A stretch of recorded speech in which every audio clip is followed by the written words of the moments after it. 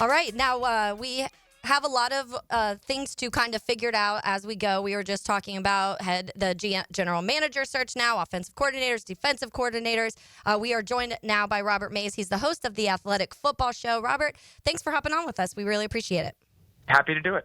Let's start with the Liam Coen news. There was a lot of drama surrounding this last week when it came to how things were maybe handled between him and the Bucs and then him and the Jaguars. But let's start just with him as a coach. And we've seen this Buccaneers offense this last year, a huge jump for Baker Mayfield, who already looked pretty good the year before, but they really got things going when it comes to the run game and when it comes to getting Baker more comfortable.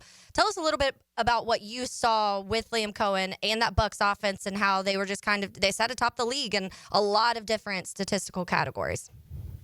It was one of the most impressive coaching jobs, I think, on a single side of the ball that we saw this season. I mean, you probably put it in the top 5. And to me, the most impressive thing is not the fact that the Bucs were a high-level offense. They were a pretty good offense in 2023. To me, it was the reconfiguration and reimagination of the run game. This was one of the least efficient rushing teams in football over the last couple seasons, even if the passing game had some interesting ideas to it. And for him to come in there and really, you draft center in the first round, and then you get a new left guard that you got for a couple $1 million off the scrap heap. That was the change. And Buck Irving's a really nice player, too. But if you look at what they were doing up front, it was seriously impressive. And that's, to me, part of what makes him going to Jacksonville so exciting in my mind, is that you're taking an offense that I think has some really intriguing pieces, the quarterback, some of the weapons, and you're really going to try to build it from the ground up. And I think that's what this team needs, and I think that he is potentially the right person to oversee that process.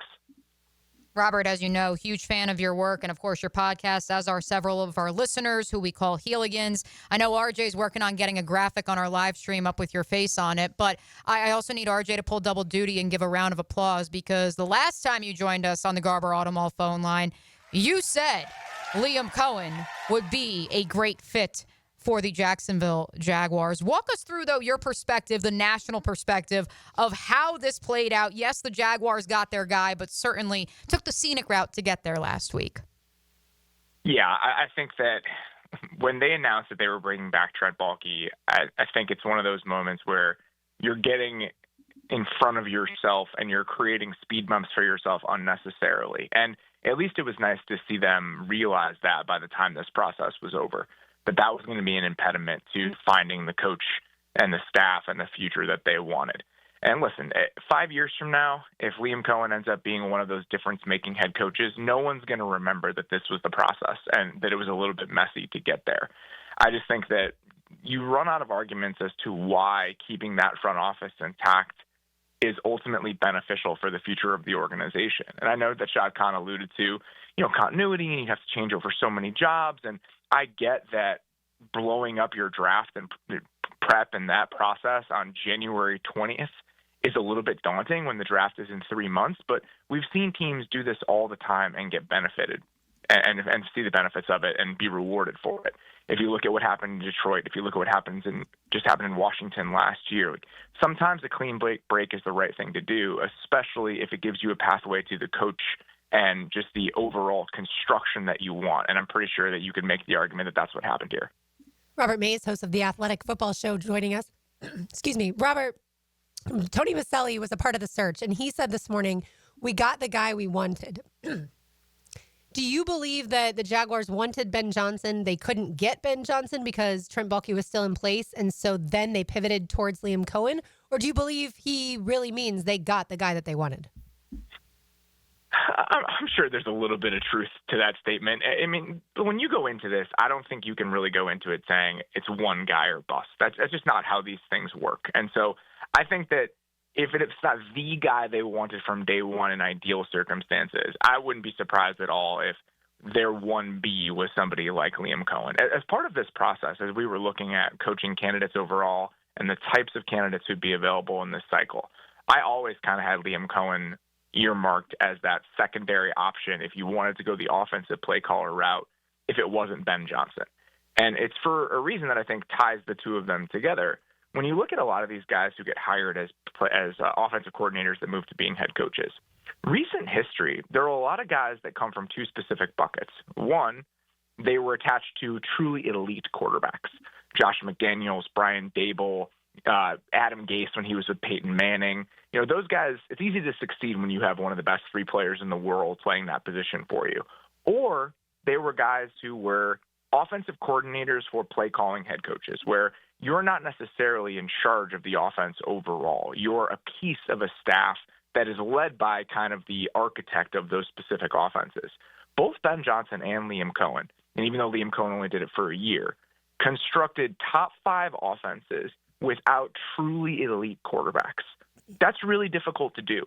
So if that's the type of guy you wanted to seek out, where he doesn't need a Josh Allen or a Patrick Mahomes or a Peyton Manning or a Tom Brady to field the top 5 offense, those are the 2 guys you were probably looking to. So even if Ben Johnson at the beginning was the number 1 choice, I still think that landing on Liam Coen brings you to a place you'd like to be in this process if that's the type of coach you wanted. Robert, let's look at a name that you are very familiar with, and Ian Cunningham. That's somebody that has been floated around here as a potential general manager hire for the Jacksonville Jaguars. Tell us your thoughts on Ian Cunningham that fit here in Jacksonville, and if there are any other names that you could potentially see floating around as we start looking at that search next. The GM candidates, it's always more opaque than coaching candidates for me personally, just because the coaches are a lot of people that I get touch points with during training camp and the combine and things like that. But everything I've ever heard about Ian Cunningham is pretty glowing. This is somebody who came from the Eagles organization in Chicago. He oversaw what has been a rebuild over the last 3 years. So whenever you can talk to guys and look at guys who have seen roster building processes from multiple different points of view and different timelines, I think that can be healthy, and I think that can be the right type of person to chase. And it seems like he is that type of candidate. Everyone I've ever talked to about him holds him in very high regard, and I'm not surprised to hear his name being thrown around in a situation like this. We do know that the Jaguars have requested Dante Jones for their defensive coordinator first interview of the coordinator process, which now I would assume, Robert, and at least from what Tony Boselli said this morning, I think we're probably going to hear more about staffing requests for Liam Coen's staff. Then probably in the next few days to come, we'll start hearing about those general manager requests, because equally as important is fleshing out that staff and ensuring you employ the people who you want to employ before they're scooped up by one of these other ever-changing NFL staffs. Who are some names that you say, hey, that could be a fit with Liam Coen? Maybe that's someone who he's worked with before. Maybe it's a defensive coordinator who deserves a shot here in Jacksonville. It's a good question. I mean, you look at the offensive staff specifically, and I'll be curious whether they're allowed to try to poach some of those guys in the Bucs who are under contract, just based on how that process ended. And this is for the most part, Liam spent his time in the NFL with the Rams. And so I wonder if there are people on those staffs that would potentially be options. Aubrey Pleasant is somebody that is the Rams defensive passing game coordinator. He was in Detroit for a second, went back to LA, I believe 2 years ago. He was interviewed by the Bears for their defensive coordinator position. So I would probably look first and foremost to just people he's worked with in the past, notably in Los Angeles, and just kind of work my way from there. Robert, as far as the games we saw yesterday and how, as we look to the future build of the Jaguars, what do you think some of the position groups, certainly you can go really in many different ways with this answer because the Jaguars have a lot of holes, in other words, but how do you think the Jaguars can build towards the Chiefs and the Eagles? I think that it starts up front first and foremost. They have guys that they've invested in at the tackle spots, obviously, but you're probably looking potentially at least a new right guard next season, maybe a new left guard. Do you try to improve the interior of the offensive line a little bit? Again, we saw what that did for the Bucs this year and what that did for Liam Coen specifically. Right now, I feel like the weapons are in a place that you can feel pretty good about after what you saw from Brian Thomas Jr. this year. You get Christian Kirk back. You have Evan Ingram, obviously. So I think really the offensive line should be the number one concern offensively. And then on defense, I would still like to see them just add some difference-making pieces on the back end. They're going to have multiple spots where it's like, all right, can we find another outside corner with Tyson Campbell? Can we get one more difference maker on the defensive line? I don't think that this team is that far away, from being competitive, at least with the talent that it has on the roster. But those two position groups specifically, just up front on both sides of the ball, I feel like one or two more pieces on each of those could go a long way. Robert, before we let you go, Senior Bowl obviously this weekend, Saturday at 2:30. Tell us some names, players that you are going to be keeping an eye out for this weekend. I am the wrong person to ask about that. I have absolutely no idea who the draft prospects in this year's draft are. My timeline on that is when the season is over and we start ramping up to the combine. That's when I get involved in draft prep, and even that takes a back seat often to what we're doing with free agency prep. So for people interested in the Senior Bowl, I would direct you to NewYorkTimes.com/The Athletic and read everything that Dane Brugler has done about that group of players. He literally just put out something today about like the 3 or 4 things that he is watching during Super Bowl Some of those week. storylines. Yeah. I'm similar, Robert. Like once it comes to a point where after the Senior Bowl is when I start really getting a little bit more intact to the draft.